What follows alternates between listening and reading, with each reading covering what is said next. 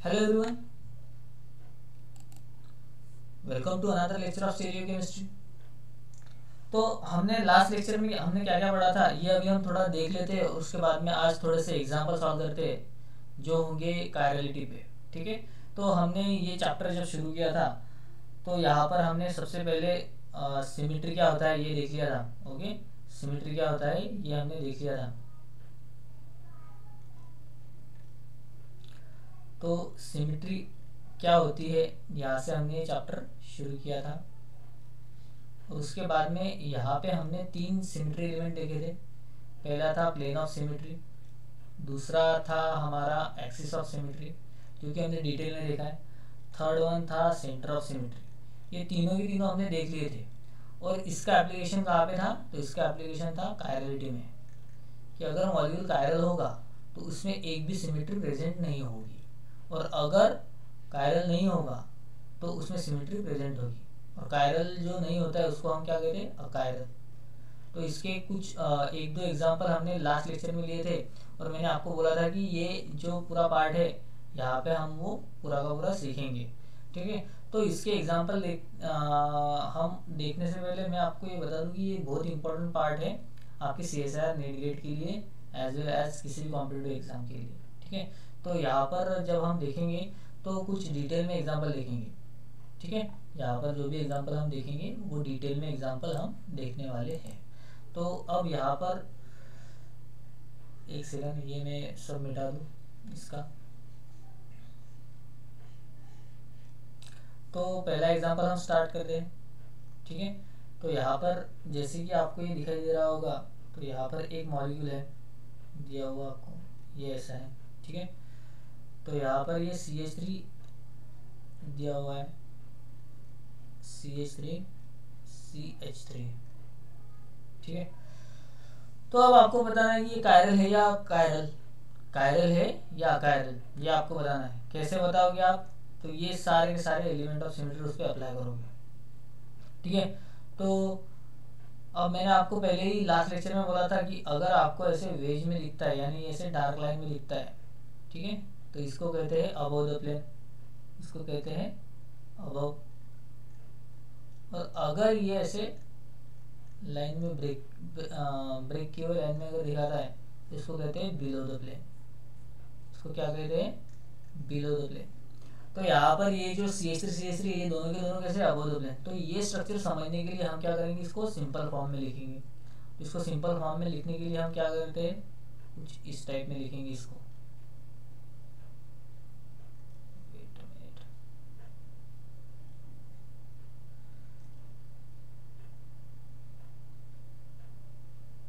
ठीक है। तो यहाँ पर मैं ऐसे ये दो बॉन्ड दे देता हूँ। यहाँ पर मैंने ऊपर में लिख दिया CH3, यहाँ पर भी लिख दिया मैंने CH3। ठीक है। यहाँ पर है H, यहाँ पर है H। तो ये दोनों के दोनों ऊपर में क्यों लिखे? क्योंकि ये अबोव द प्लेन है। अबोव द प्लेन क्यों है?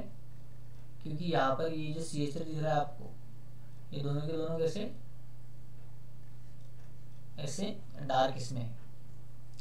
तो अब जब मैं यहाँ से प्लेन पास कर रहा हूँ तो आपको ये CH3 और ये CH3 एक दूसरे को रिफ्लेक्ट करते हुए दिख रहे हैं, माने एक दूसरे के सामने सेम सेम आते दिख रहे हैं। तो सेम दिख रहा है, सेम सेम दिखना मतलब क्या होना? सिमिलैरिटी होना।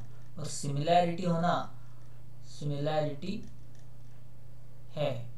तो सिमिलैरिटी होना मतलब क्या प्रेजेंट होना? सिमेट्री। तो अगर आपके मॉलिक्यूल में सिमेट्री है, ठीक है, तो उसको क्या कहते हैं फिर? अकायरल। वो कायरल होगा क्या? नहीं, वो क्या रहेगा फिर? अकायरल। किस वजह से है? तो इसमें प्लेन ऑफ सिमेट्री प्रेजेंट है। इसमें कौन सी सिमेट्री प्रेजेंट है? Plane of symmetry. That's why this molecule is achiral. ये मॉलिक्यूल अकायरल है। अब नेक्स्ट एग्जांपल लिखेंगे। अब नेक्स्ट एग्जांपल लिखने के लिए अब हम एक एग्जांपल लेने के लिए अब next, wait a second, next में हम देखेंगे कुछ इस टाइप का। ये कायरल है या अकायरल? यहाँ पर है कुछ सीधे नहीं आ रहा है, अब आपको दिखेगा।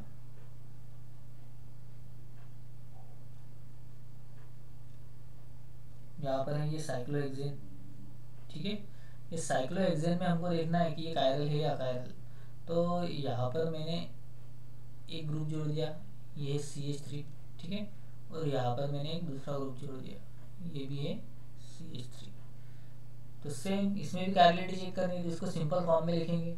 सिंपल फॉर्म में लिखने के लिए हमको क्या करना पड़ेगा, फिर इसको अगर मैं ये कार्बन जो है ये वाला स्पेसिफिकली, ठीक है, ये कार्बन को मैं ये वाला जो कार्बन है ये, तो ये कार्बन को मैं ऐसे भी लिख सकता हूँ। तो अगर मैंने इसको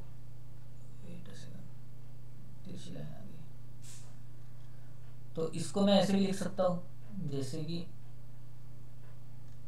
ये है तुम्हारा साइक्लोहेक्सेन। अब ये दो मिथिल ग्रुप के बीच में कार्बन है, तो मैं ये दो मिथिल ग्रुप ऐसे भी लिख सकता हूँ, ठीक है। यहाँ पर है CH3, यहाँ पर भी क्या है CH3, ठीक है। तो यहाँ से अगर मैंने इमेजिनरी प्लेन पास कर दिया या एक्सिस पास कर दिया, तो ये एक दूसरे को रिफ्लेक्ट करेंगे, ठीक है। तो इसमें प्लेन ऑफ सिमेट्री प्रेजेंट है, ये CH3 और ये CH3 दोनों क्या आ रहे हैं तुम्हारे, रिफ्लेक्ट हो रहे हैं, सेम सेम आ रहे हैं, ठीक है। नेक्स्ट इसमें हम क्या देखेंगे, नेक्स्ट अगर देखना है तो यहाँ पर मैं इसको ऐसे ड्रॉ कर देता हूँ, यहाँ पर भी है CH3 और यहाँ पर भी है CH3। अब यहाँ से मैंने अगर एक इमेजिनरी एक्सिस पास कर दिया और इसको ऐसे रोटेट कर दिया, तो इसका रोटेशन देने के बाद में सपोज ये CH3 डैश है, तो एक ही मॉलिक्यूल ना, है तो एक ही मॉलिक्यूल, तो ऐसे मिलेगा हमको। यहाँ पर ये CH3 चला जाएगा, इसको अगर मैंने CH3 डैश कर दिया तो CH3 डैश और यहाँ पर CH3, पर ये CH3 और CH3 दोनों सेम ही तो है, तो इसका मतलब क्या है कि यहाँ पर जो है वो एक्सिस प्रेजेंट है, तो ये यहाँ पर एक्सिस भी प्रेजेंट है, एक्सिस ऑफ सिमेट्री। तो प्लेन ऑफ सिमेट्री प्रेजेंट है, एक्सिस ऑफ सिमेट्री प्रेजेंट है, तो इसका मतलब ये मॉलिक्यूल क्या हो गया फिर अकायरल, ये मॉलिक्यूल भी क्या हो गया फिर अकायरल। अब और एक नेक्स्ट एग्जांपल देखते हैं। अब यहाँ पर मैं कुछ ग्रुप एग्जांपल लूंगा। अब सेम यही एग्जांपल अगर मैंने लिया, सेम यही, सिर्फ मैंने क्या कर दिया, अब यहाँ पर मैंने ये जो अबोव द प्लेन है CH3, तो यहाँ पर मैंने क्या कर दिया, इसको बिलो द प्लेन में शिफ्ट कर दिया। तो इसको सिंपल फॉर्म में लिखना है हमको, तो सिंपल फॉर्म में कैसे लिखेंगे, इस टाइप में, ठीक है। वेट अ सेकंड,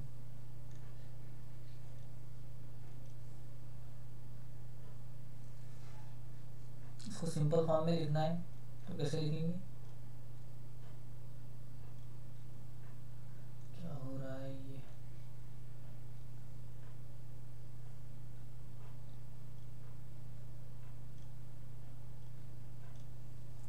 ठीक है। तो इसको मैंने लिख दिया। तो अब ये और अच्छी तरीके से समझने के लिए, अब यहाँ पर मैंने ये निकल क्यों रहा है, एक मिनट, अब देखो इसको सिंपल फॉर्म में समझने के लिए हम ऐसे भी निकाल सकते हैं,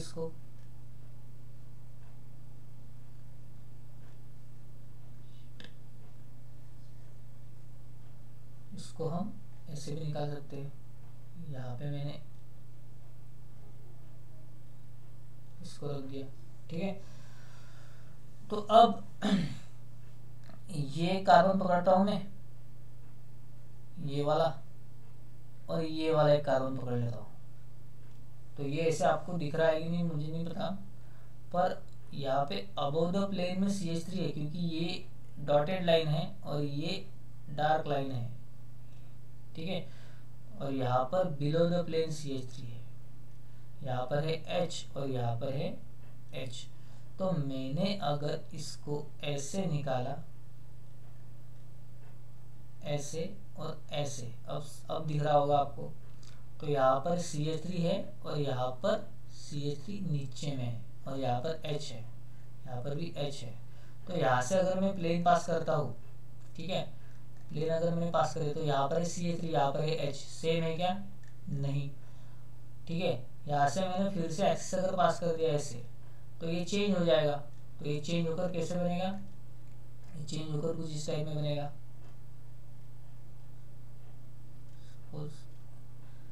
ये है H और ये हो जाएगा CH3। यहाँ पर एक्सिस डालने के बाद में CH3H, ठीक है। इसको फिर से रोटेशन अगर देंगे, फिर से रोटेशन देंगे तो ये बन जाएगा ऐसा सेम, ठीक है। 180 का रोटेशन, ये 180 डिग्री का रोटेशन दिया है मैंने यहाँ पे। तो इसका मतलब यहाँ पे प्लेन भी प्रेजेंट नहीं है, प्लेन ऑफ सिमेट्री प्रेजेंट नहीं है, एक्सिस ऑफ सिमेट्री प्रेजेंट नहीं है। तो इसका मतलब क्या है? तो यहाँ पे पॉइंट तो आ ही नहीं सकता, क्योंकि यहाँ पे इधर से मैंने अगर देखा तो ये CH3, यहाँ से अगर देखा तो ये आएगा CH3 एक दूसरे को रिफ्लेक्ट कर रहे हैं, H एक दूसरे को, पर यहाँ से इधर गया मैं तो यहाँ पे कार्बन है, यहाँ पे कार्बन है, यहाँ पे ऊपर में है क्या? नहीं। तो इसका मतलब यहाँ पर plane of symmetry, point of symmetry भी प्रेजेंट नहीं है, ठीक है, सेंटर ऑफ सिमेट्री भी प्रेजेंट नहीं है। तो तीनों सिमेट्री प्रेजेंट नहीं है, इसका मतलब ये मॉलिक्यूल क्या हो गया फिर? कायरल। ये मॉलिक्यूल क्या हो गया? कायरल। और नेक्स्ट एग्जांपल देखेंगे।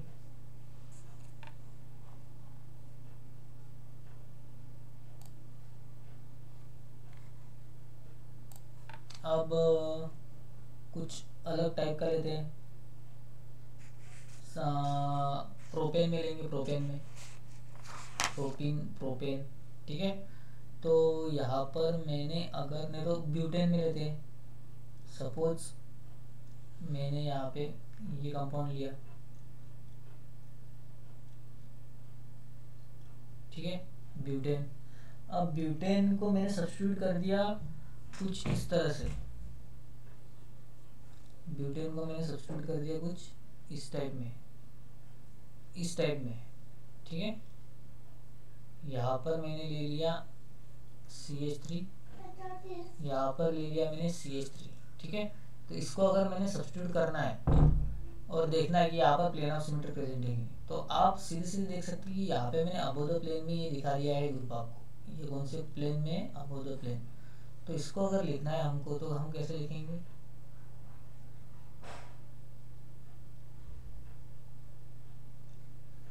यहाँ पर और ये कार्बन छोड़ देंगे, ठीक है।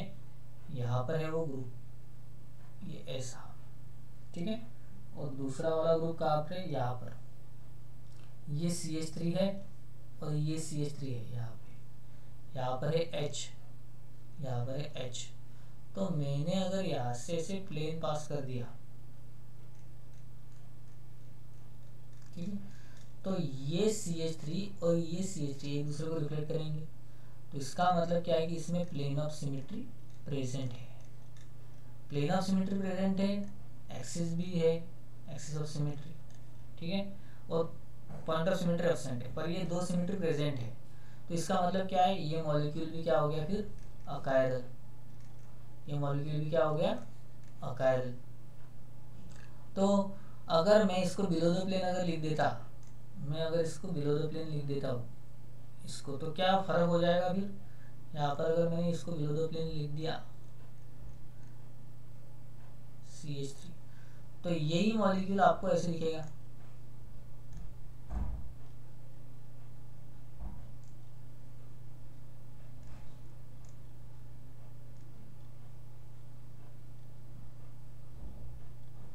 ये जो CH3 है यहाँ पर वो नीचे में चला जाएगा, सॉरी नीचे में एक तरफ और एक तरफ ऊपर में। एक सेकंड, मैं इसको अलग इसमें लिखता हूँ, ये इस टाइप में लिखूंगा मैं इसको, आपको समझ में आए। यहाँ पर है वो दोनों CH3, ठीक है।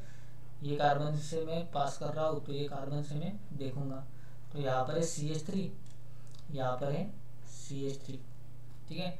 यहाँ पर है H, यहाँ पर है H। तो अगर मैंने यहाँ से पास कर दिया तो यहाँ पर प्लेन नहीं है, अब्सेंट है प्लेन सिमेट्री, क्योंकि यहाँ पर है CH3, यहाँ पर है H, तो POS अब्सेंट है।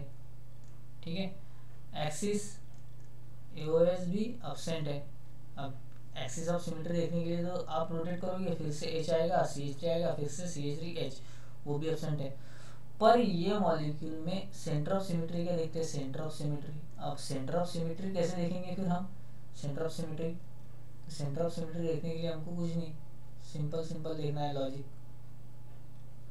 यहाँ पर हम क्या करेंगे, यहाँ पर बीच में ऐसे पॉइंट लेंगे, ये बीच वाला पॉइंट है, तो यहाँ से मैं जितनी दूर जाता हूँ तो मुझे ये CH3 लगता है, उतनी दूर में ये CH3 लगता है। यहाँ से H लगता है तो यहाँ से भी H लगता है, यहाँ से कार्बन लगता है तो यहाँ से भी कार्बन लगता है। तो इसका मतलब क्या है कि इसमें सेंटर ऑफ सिमेट्री प्रेजेंट है। अगर तीनों में से कोई भी अगर प्रेजेंट है तो मॉलिक्यूल क्या हो जाएगा, अकायल। तो हमने सिस भी लिया या ट्रांस में भी लिया, ये कंपाउंड सिस और ट्रांस, कौन सा वाला 1,3 डायमिथिल साइक्लोब्यूटेन, ये सिस में भी लिया तुमने या ट्रांस में भी ले लिया, तो ये मॉलिक्यूल कैसा बन जाएगा तुम्हारा, CH3, ये मॉलिक्यूल रहेगा तुम्हारा हमेशा अकायल। समझ में आया आपको। तो ये इतने सारे एग्जाम्पल मुझे आपके साथ में डिस्कस करने थे। एग्जाम्पल करने के बाद में जब आपका ये पॉइंट परफेक्ट हो जाता है तो आप किसी भी एग्जाम में इसके बारे में लिख सकते हैं। ठीक है, तो हमारे एग्जाम के पॉइंट ऑफ व्यू से अगर देखा जाए तो आपके लिए सिर्फ इतना ही काम का है कि यहाँ पर क्वेश्चन क्या आते हैं, तो तुमको सीधा सीधा डेफिनेशन आते हैं इसकी, define plane of symmetry, second रहेगा तुम्हारा एक्सिस ऑफ सिमेट्री, थर्ड रहेगा आपका सेंटर ऑफ सिमेट्री। ये तीनों के तीनों आपको डेफिनेशन आएंगी पेपर में। ये डेफिनेशन तो आपको ये पेपर बचा लेगी जो कि आपका यूनिवर्सिटी पेपर है, पर आपको अगर आगे कुछ करना होगा तो आपको ये जानना सब कुछ कि ये कैसे है, ये कैसे है और ये कैसे है, ये जानना आपको ज़रूरी है। अब नेक्स्ट लेक्चर में हम क्या देखेंगे, नेक्स्ट लेक्चर में हम जो R&S कॉन्फ़िगरेशन है, RS कॉन्फ़िगरेशन क्या होता है वो देखेंगे। और स्टार्ट करने से R&S कॉन्फ़िगरेशन स्टार्ट करने से पहले हम ये देखेंगे कि हमारा सिलेबस कब तक आया है। ठीक है, सिलेबस ये कब तक ख़त्म हुआ है। ठीक है, तो ये सिमेट्री एलिमेंट आपके लिए ज़रूरी थे जो मैंने डिटेल में लिए हैं। आपके बुक में इतने डिटेल में नहीं थे, पर ये डिटेल में देखना हमको बहुत ज़रूरी है। अगर डिटेल में नहीं लिखोगे तो फिर आगे कैसे पहचानोगे कि कायरल कंपाउंड कौन सा है, कायरल कंपाउंड क्या होते हैं, तो ये जानना हमारे लिए बहुत ज़रूरी था। अब जो कायरल होते हैं वो प्लेन पोलराइज लाइट को रोटेट करते हैं, और जो अकायरल होते हैं वो प्लेन पोलराइज लाइट को रोटेट नहीं करते। तो हम देखेंगे कि हमारा लेक्चर कैसे आया और किधर तक गया। ठीक है, तो ये पॉइंट आपका बताना रह गया था, तो ये पॉइंट अभी मैं थोड़ा सा बता देता हूँ और उसके बाद में ये लेक्चर हम ख़त्म कर रहे हैं। तो जो कायरल कंपाउंड होते हैं, हम प्लेन पोलराइज लाइट पे थे, तो प्लेन पोलराइज लाइट जो होता है, ठीक है, प्लेन पोलराइज लाइट PPL, ये जो लाइट होता है ये कौन रोटेट कर रहा है, ये रोटेट जो करते हैं उसको हम कहते हैं कायरल मॉलिक्यूल। वो कौन होते हैं, कायरल मॉलिक्यूल। उससे हमने क्या देखा, सिमेट्री वगैरह ये देखा। और अगर प्लेन पोलराइज लाइट रोटेट ना हो,